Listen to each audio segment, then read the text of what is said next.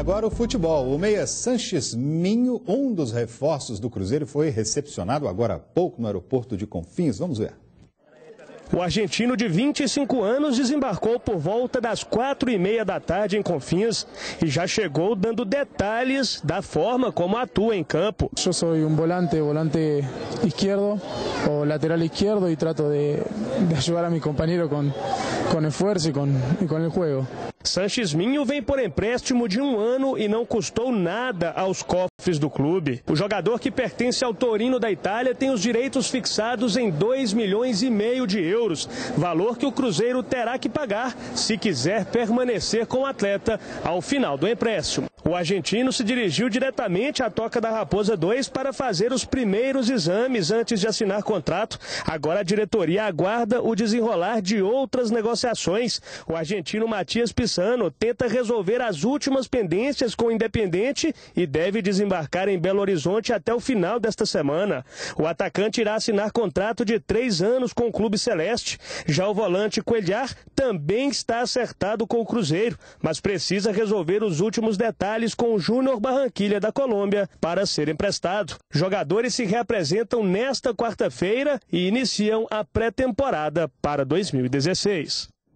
E o Atlético fez agora à tarde o segundo treino na equipe, já com a presença dos novos contratados apresentados ontem. O repórter André Salles está na Cidade do Galo e tem as informações. Boa noite, André. Quais são as novidades aí de hoje?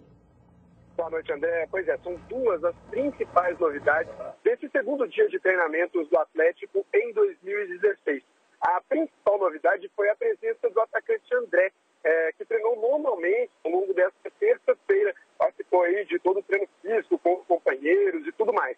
Vale lembrar que André só tem vínculo com o Atlético até o meio do ano. Por isso, ele já pode assinar um pré-contrato com qualquer equipe e sair de graça no meio da temporada. Inclusive, algumas notícias já saíram. O provável destino do jogador seria o Corinthians de São Paulo.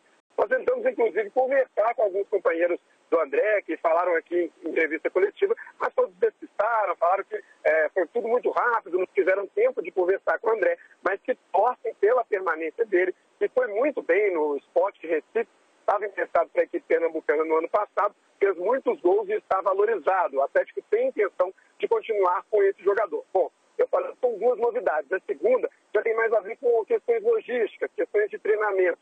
André, o regime de concentração está de volta à Cidade do Galo.